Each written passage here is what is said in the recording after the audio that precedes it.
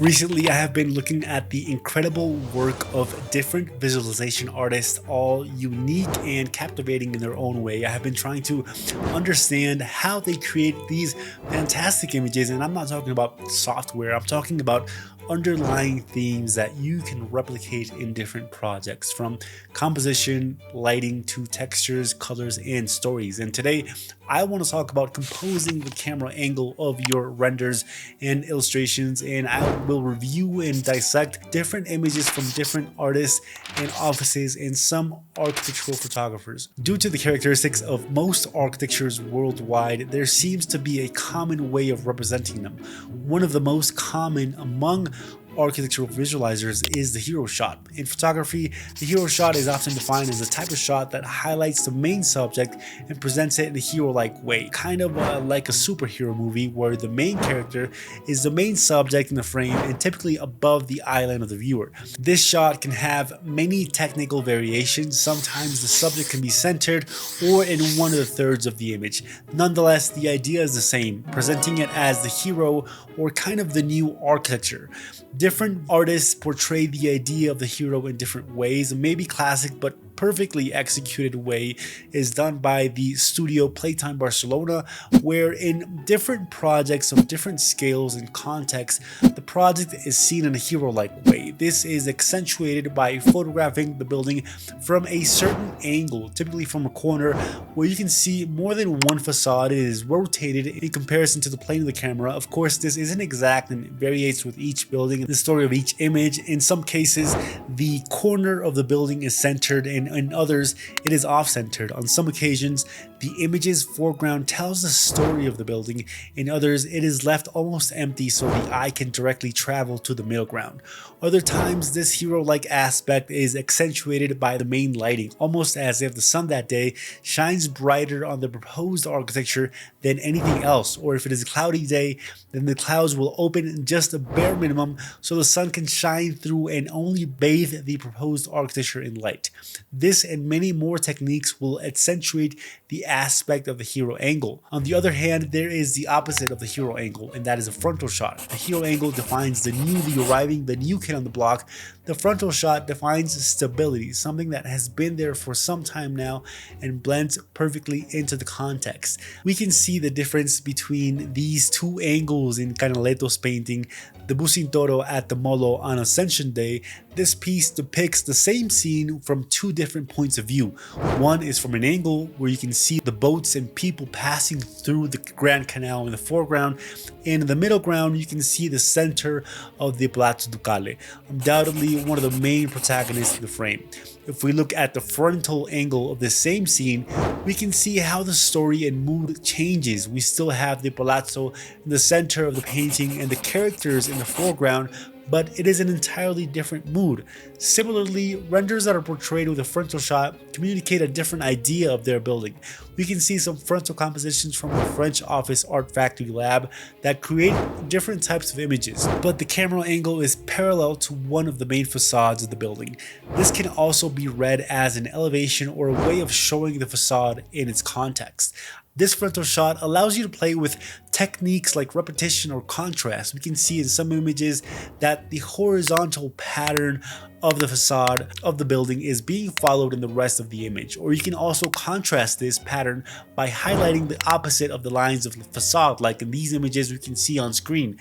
The landscape photographer Richard Misrach represents this with his picture The Santa Fe from 1982, where he aligns the main subject, the train, to the landscape, different from his photograph River Corridor, where we can see factories in the background but the farming landscape in a perpendicular position to them, creating a clear contrast. And I also want to note that this investigation and analysis was done using Milanote, the sponsor of this video. Milanote is a tool for organizing your creative projects like this one.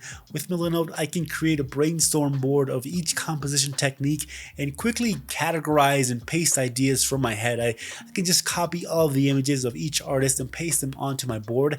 I can also jot down random ideas and thoughts that pop up from time to time and remember them at different project stages. Here I can paste essential links and videos I consider important on the composition topic. I can create annotations, highlight specific details, and create color palettes. Sometimes many apps are very rigid and don't allow me to treat this like a sketchbook where I can scribble, write, create lines, paste many things, change the colors, etc. With Milanote, I can do all this, making sure my creative brain dumps also look creative. Milanote is a place to collect and organize your thoughts and ideas, organize checklists of everything that needs to be done, visualize and gather inspiration, and set a visual direction for a project. Milanote gives you a bird's eye view of everything happening, and when you are ready to share your work, you can invite your colleagues and clients, gather essential feedback, and collaborate with them in real time.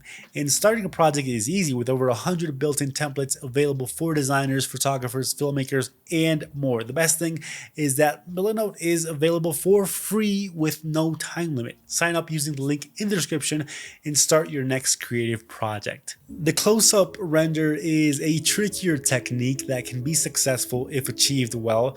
A large percentage of the building is cut off to portray a specific detail of the building concerning its context. We can see this in many of the renders by the Nordic Office Mirror. We can see how the white space is distributed if we put the context in black versus the building in white. Of course, this leaves you with a feeling of wanting to see more of the building by doing precisely the opposite, hiding most of it. These close-ups can be composed like a zoomed-in version of a frontal shot or an angled version where you feel the building was photographed with a telephoto lens. Where most things are cropped, you see only a few details. We can take advantage of this technique to show the construction methods of the building, the relations between different levels, or the layering of different elements. An example of 3 close-up shots that tell the story of a building or a place can be seen here. The first is by Cristobal Palma photographing a public school in Colombia. The second is by Julius Schulman of Case Study House Number 9 by Charles Eames and Saranen, where you see a superposition of shapes and colors that try to portray a synthesis of the house. And finally, a photograph by Stéphane Coutier of his series Melting Point, where an endless collage of facades, textures, and balconies tile up. And if you leave information about the building behind in a close-up, have a shorter field of view, and expect the viewer to complete the rest with their imagination, you can do the opposite in a wide-angle shot. Tell a story through a wide-angle lens, and instead of leaving out information, you include information that generally would not be in a classic architectural photography. Or on some occasions, these shots are the opportunity to include angles and shapes in the foreground that direct the viewer's eye to a certain point. And in other occasions, a wide-angle shot can include information about the context and help the building appear in a more casual aspect, kind of like a person that was taken by surprise in a casual photography. A wide angle lets the building be a bit informal. In these wide angle shots, you feel in place due to the wide angle. It inserts a human point of view into the image, different from other techniques that we have seen that maybe give it a more formal aspect where we feel like we are looking at a photograph.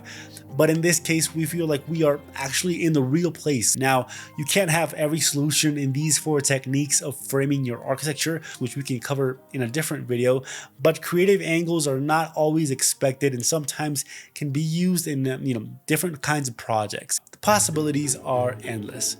So the next time you are getting ready to render your projects and are saving a ton of different scenes in your model, stop and think, which one should I use? What do I want to show more of or less of? The point of view, the angle can be definitive for an excellent image. So after you have that checked, you should probably revise other aspects like how to add realistic fog to your renders. If you don't know, you can click on this video right here. I will leave links to all the artists and studios we talked about in the description, and I will see you in the following video. Bye.